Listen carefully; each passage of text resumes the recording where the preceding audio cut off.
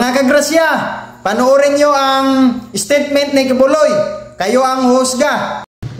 Gusto mo makita si Jesus Christ? Daan ka muna sa akin. Daan ka muna sa akin. Walang makaparoroon sa Ama, kundi sila'y dadaan sa akin. Saan sila nanahan ngayon? Sa loob ko. Kasi sinungaling ka talaga, Kibuloy. Proud ka, Kibuloy.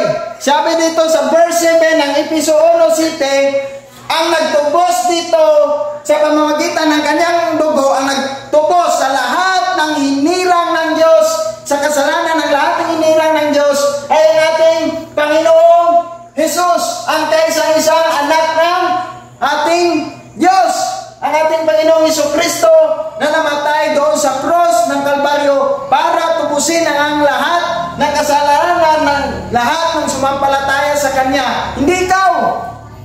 Hindi ikaw ang tagapagligtas.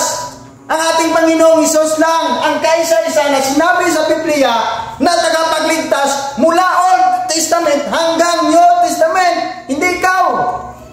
Mali yung angkin mo na ikaw ang tagapagligtas ng sanlibutan.